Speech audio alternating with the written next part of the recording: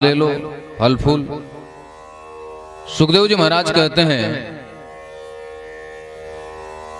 कुछ अपना नाश्ता पानी करके आओ, फल फूल लेकर के आओ, फिर कथा मैं प्रारंभ करता हूं। राजा परीक्षित कहते हैं प्रभु नैसत दुस्सहा छुन्माम तयक्तो दमपि बाधते पिबन्ति तन्न मुखाम्बोजच्युतम हरि कथामृतम। जब आप अपने मुखार बिंदु से हरि कथा नाम रस को मेरे कानों में डाल रहे हो और उससे मेरी बुद्धि तृप्त हो रही है, मेरा मन तृप्त हो रहा है, तो मुझे शरीर को तृप्त करने की जरूरत नहीं। नए सत्य ये जो पेट की भूख है, ये भूख मेरी समाप्त हो चुकी है, इस भूख को शांत करने की जरूरत नहीं है। आप तो बस कथा कहते जाइए महाराज। सुखदेव जी महाराज कहते हैं राजन आप 3 दिन से कथा सुन रहे, आज चौथा दिन है, अरे कम से कम कुछ जल ही पी लो। बोले महाराज कुछ नहीं चाहिए, बस हमें कथा चाहिए, प्रभु का कथा चाहिए। कहते राजन तेरे जैसा भक्त हो तो 7 दिन क्या 7 जन्म तक कथा सुनाता रहूं। कथा प्रारंभ किए। राजा परीक्षित ने निर्जला व्रत 7 दिन कुछ खाया पिया नहीं है। देखो भागवत में बड़ी अच्छी बात लिखी गई है, जो कथा वक्ता है और कथा श्रोता है। चलो सब श्रोता तो छोड़ दो, कम से कम कि जो मुख्य यजमान हो उसको एक टाइम भोजन करके कथा सुनना चाहिए, हो सके तो दोनों टाइम फलाहार करे। और जो कथा वक्ता है, मान लीजिए कोई बीमारी आ गई, दवा खाना है, तो यदि फल से काम चल जाए तो फल पे काम चला लेना चाहिए। इमरजेंसी में रोटी खा सकता है, नहीं कथा वक्ता को रोटी खाकर के कथा करने का अधिकार नहीं है। और आज के समय में 98% जो कथा वक्ता है पहले पेट बोझते हैं पूरा, 3 थाली खाएंगे, इसके बाद कथा बोलेंगे।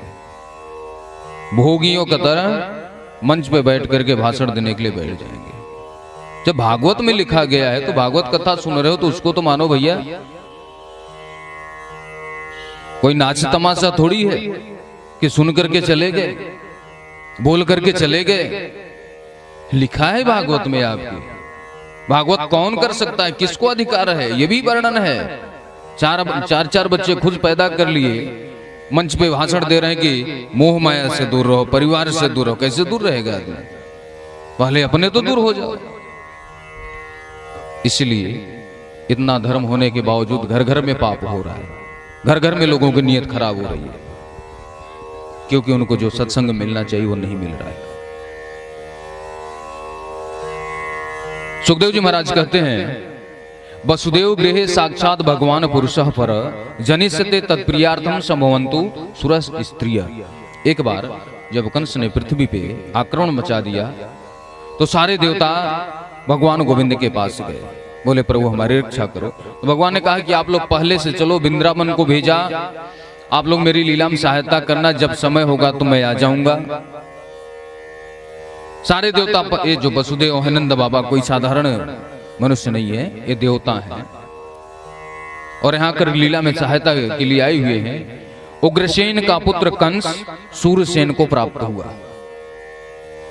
बेटा उग्रसेन का था, सूरसेन को मिला। द्रुमिल की छाया, द्रुमिल नामक राक्षस का छाया पड़ने के कारण यह राक्षसी प्रवृत्ति का हुआ। शिव जी से तपस्या करके वरदान में धनुष प्रदान किया। जब इसने देखा, पहले तो बोला कि मैं अमर हो जाऊं, भगवान बोले नाथ बोले नहीं, अमरता का वरदान नहीं दूंगा भैया, पहले मैं भोग चुका हूं। भस्मासुर को दे करके आफत आ जाती है, तो दूसरा कोई मांगो वरदान। तो इसने वरदान मांगा कि प्रभु भगवान के सिवा कोई दूसरा मुझे मार न सके। तो भगवान ने धनुष को दिया, बोले इस धनुष को कोई तोड़ नहीं सकता, जो इस धनुष को तोड़ सकता हो तुम्हें छोड़ नहीं सकता। तो समझ लेना वही भगवान। अमर अपने आप को अमर समझने लगा, भगवान समझने लगा। घर पे आया, अपने ही माता पिता को कारागार में बंद कर दिया, अपने मंत्री के साथ घर में प्रवेश किया। दरवाजे के पीछे देवकी बहन बैठी रो रही हैं, दुनिया का सबसे बड़ा पापी कोई होगा तो मेरा भाई होगा। डांट करके बुला, इधर आओ, क्यों रो रही हो? नहीं भैया ऐसे। तो काहे चिंता करती, छोटी मेरी बहन है, तेरे शादी में इतना दूंगा कि हंसती हुई जाएगी तू। चलो भाई ने ढांढस बधाया, उसको डर थोड़ा कम हुआ।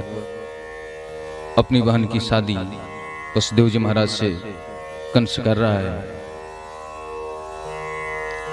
विदाई करते समय रथ का जो रस्सी होता है, उस रस्सी को स्वयं पकड़ करके खींच रहा है। माताओं का स्वभाव और देवताओं का स्वभाव एक बराबर होता है।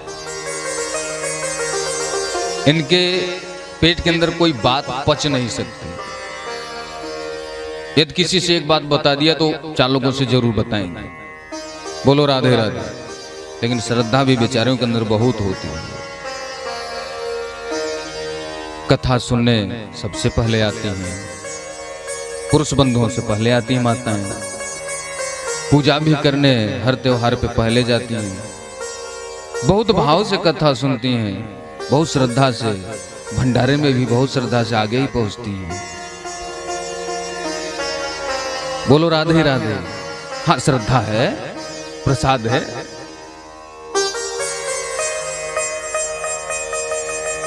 रस्सी अपने हाथ से पकड़ करके खींच रहा है। जैसे माताओं के पेट की बात नहीं पचती, उससे देवता भी हैं, उनको रहा नहीं गया, उन्होंने आकाशवाणी किया, अरे मूर्ख, किसको तू विदा कर रहा है? अभी जो इतनी खुशी से अपनी बहन को विदा कर रहा है, उसका 8वां गर्भ तेरा काल होगा। ध्यान देना, 8वां गर्भ बोला गया है, कोई बेटा बेटी नहीं बोला गया। 8वां गर्भ तेरा काल होगा। अभी हाथ की हल्दी धूली नहीं। विदा करने जा रहा था, बहन के केस को पकड़ करके नीचे खींच लिया, तलवार हाथ में उठा लिया मारने के लिए। वसुदेव जी कहते हैं, आप इतने बड़े राजा हैं, आप इतने महान राजा, और आप ये पागलों की भांति क्या करने जा रहे हैं? एक अबला स्त्री को मारने जा रहे हैं।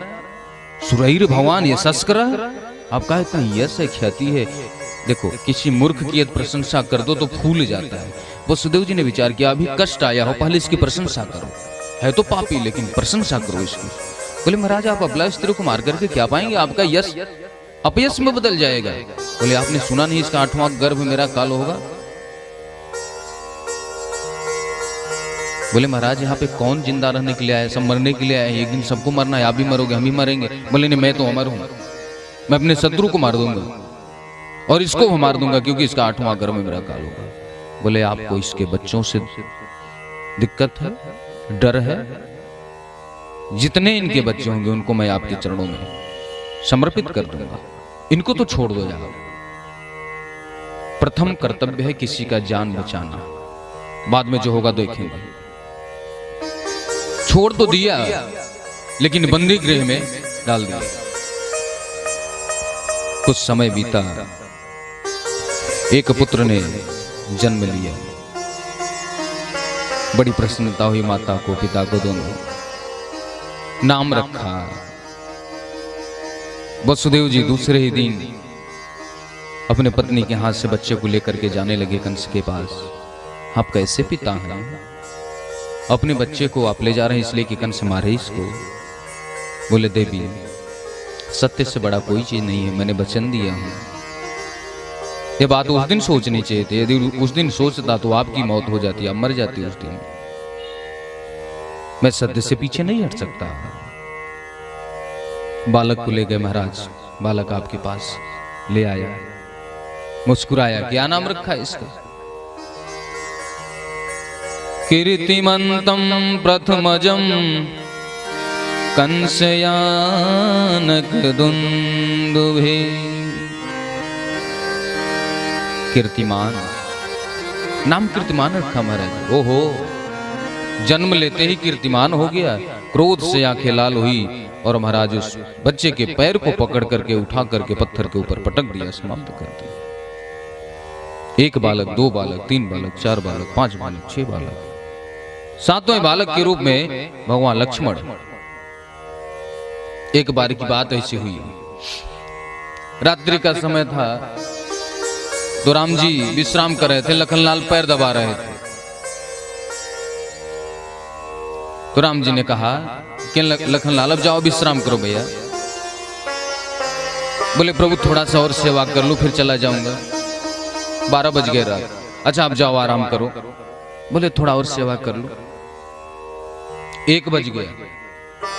अच्छा लखन जी भैया जाओ जाओ आराम करो सो जाओ भैया थोड़ी और सेवा कर लो। 2 बज गया रात।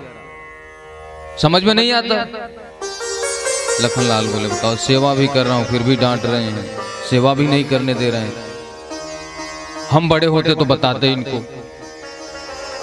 राम जी ने कहा ऐसा ही होगा, जब अब की बार दोबारा आएंगे तो आप बड़े बन जाना। मन ही मन बात चल रही है। तो इस बार लखन लाल जी बड़े बन करके बलराम जी के रूप में पहले ही आगे 7वें गर्भ के रूप में। जब द्वापर में आए कन्हैया तो एक बार बलराम जी से बैठे, उनके गोदी में कन्हैया के सर हैं और सर को दबा रहे हैं। तो कन्हैया कहते हैं दाऊ भैया सो जाओ, हो गया ठीक हो गया, जाओ थोड़ी सी और दबा दो। दाऊ भैया जाओ जाओ आराम करो। दाऊ भैया डांट के कहते तुम्हारे समझ में नहीं आती अभी सेवा करो तुम्हारा। लखन लाल जी कहते हैं अगली बार आपने डांटा था तो इस बार डांट सहना भी तो पड़ेगा, लेकिन प्रेम की डांट है। कन्हैया ने अपनी योग माया को बुलाया और बोले देवी आप लक्ष्मण लाल को देवकी के गर्भ से रोहिणी के गर्भ में प्रस्थापित कर दीजिए। यदि है आप मेरा कार्य करती हैं तो पृथ्वी मंडल पे नामधेयानि कुर्वन्ति स्थानानि च नराभुवि दुर्गेति भद्रकालेति विजया वैष्णवीति च। जितनी देवियां हैं भगवान की योग माया अनेक नामों से पूजी जाओगी। देवी ने वैसा ही किया। कंस को पता चला कि 7वां गर्भ तो नष्ट हो गया अपने आप, क्योंकि भाई गर्भ से निकल गया तो नष्ट माना गया। बोले मेरे डर के कारण ही 7वां गर्भ चला गया। अच्छा हुआ 8वें घर में गोविंद आए और जैसे गोविंद आए महाराज माता के शरीर से तो दिव्य कांति निकलने लगी, रोशनी निकलने लगी। वह तो डर गई। सारे देवताओं ने देखा कि प्रभु तो आए हुए हैं, आकर के स्तुति करते हैं और कहते हैं माता जी आपको डरने की जरूरत नहीं, आपके गर्भ में कोई साधारण बालक नहीं, साक्षात परमात्मा है।